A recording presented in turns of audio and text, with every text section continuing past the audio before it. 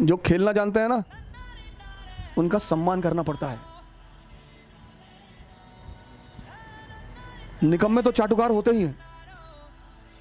जो खेलना जानते हैं, खेलना, इसीलिए तो तुमसे डेली आकर यही कहता हूं, खेलना सीख लो, मानसिक ताकत बढ़ा लो, शारीरिक ताकत बढ़ा लो। शराब मत पियो, नशा मत करो। अब तुम कहोगे कि तुम तो बहुत पीते थे, दूसरे को काहे मना कर रहे हो? इसीलिए कर रहे हैं कि जब हमको कुछ नहीं मिला तो तुमको भी नहीं मिलेगा।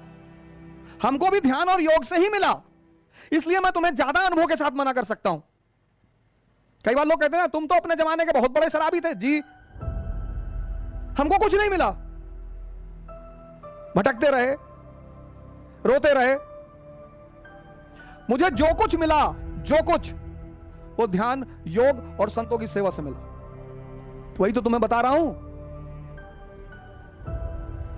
समझदारी, राजा बनने के लिए बस एक चीज जरूरी है, इसीलिए हर आदमी, बहुत लोग आते तैयारी करने हैं, और एक से एक लंबरदार, तीरंदाज, तैमूर, मंगोल, चंगेज खान, वापस चले जाते और साधारण से लड़के रैंक लगा लेते हैं।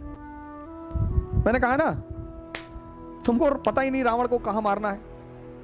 ताकत से ना मार पाओगे, मार ही नहीं पाओगे।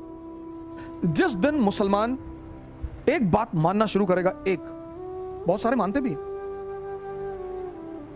कि हमने अपने आप को रिफॉर्म नहीं किया, हमने अपने आप को आधुनिक धारा से जोड़ने की कोशिश नहीं की। विवेकानंद से ज्यादा आधुनिक आदमी कहीं मिलेगा? स्त्री को ले आई यूरोप से अपने साथ, और विवेकानंद से ज्यादा सांस्कृतिक आदमी। कुछ लोग आधुनिकता का मतलब बेवकूफी भी समझते हैं। मैं बेवकूफी की बात नहीं कर रहा हूं। धोती पहनने से कोई आदमी देहाती नहीं होता, और जींस पहनने से हर आदमी माइकल जैक्सन नहीं हो जाता। तो रिफॉर्म करना पड़ेगा, तुमको बदलना पड़ेगा अपने आप को, क्योंकि समय इतनी गंदी चीज है कि जिसने समय के साथ अपने आप को नहीं बदला, उसको समय ने उड़ाकर फेंक दिया। क्योंकि भगवान तो सबका है ना। बहुत से लड़के हैं जो नास्तिक हैं, वो आईएएस का सिलेक्शन होता है उनमें, उनका वो राजा बनते हैं, कैपिटलिस्ट बनते हैं, इंडस्ट्रियलिस्ट बनते हैं। तो ये जो लोग मंदिर जाते हैं, डेली मस्जिद जाते हैं, इनको बड़ी टेंशन होती है।